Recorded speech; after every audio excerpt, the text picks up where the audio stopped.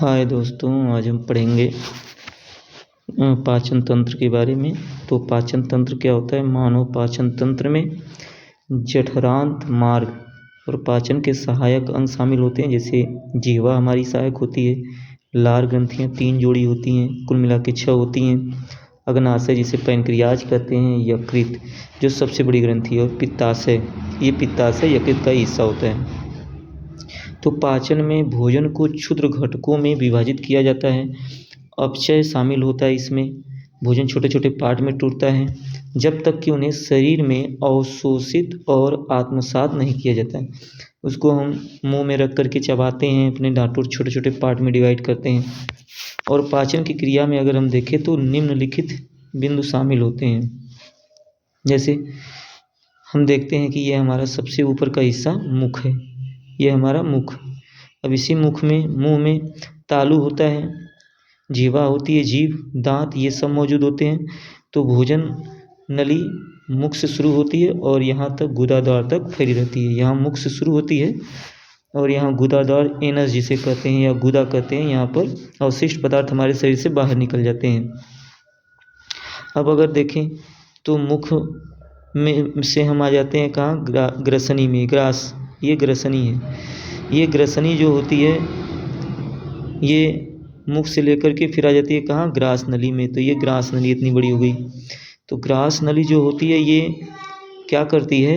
ये common part होता है। ग्रास नली कॉमन पार्ट होता है किसके? नाक, फूड पाइप के लिए और विंड पाइप के लिए। यहाँ पर हम देखते हैं कि फूड पाइप भी होती है और इधर बगल से आ जाती है हमारी फेफड़े में चली जाती है श्वास नली। तो ये कॉमन होती है दोनों में।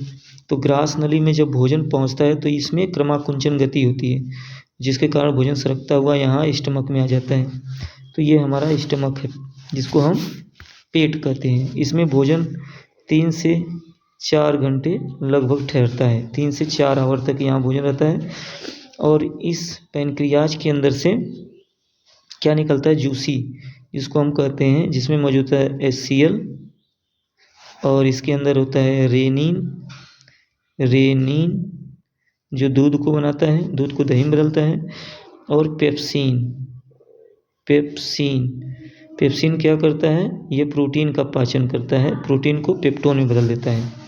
तो 3 प्रकार के एंजाइम्स होते हैं हमारे, इसमें से निकलते हैं। HCl तो हमारा एक हाईली डाइल्यूट कंसनट्रेट होता है जो भोजन को सड़ने से बचाता है, भोजन के साथ आए कीटाणुओं को मार देता है HCl। और जो रेनिन है वो दूध को दही में बदलने का कार्य करता है, और जो पेप्सिन है वो प्रोटीन को पेप्टोन में बदल देता है, जटिल पार्ट में बनाता है। अब आ जाते हैं प्रथम चरण में। तो इसमें हम देख रहे हैं कि प्रथम चरण पाचन का सेफिलिक चरण होता है और भोजन की दृष्टि और गंध की प्रक्रिया में जठर ग्रंथियों से स्राव के साथ ही शुरू होता है। इस चरण में चर्वण से भोजन का यांत्रिक अपघटन होता है और पाचन प्रक्रिया जो द्वारा रासायनिक अपघटन शामिल होते हैं।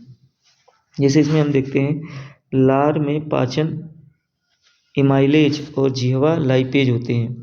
अब हम कहते हैं कि आप भोजन को चबाते हैं, कुदरते हैं, पीसते हैं, तो लार में से पाचक एंजाइम निकलते हैं। कितने प्रकार के? एक होता है इमाइलेज। तो जो हमारे अंदर लार ग्रंथियाँ होती हैं वो 3 जोड़ी होती हैं, 3 जोड़ी होती है। इसी लार में मौजूद ये लार कैसा होता है? एसिडिक होता है, इसका pH मान 7 से कम होता है। तो लार में देखें तो इमाइलेज होता है जो कार्बोहाइड्रेट को पचाता है, इन सब जो। अब अगर हम देखें आगे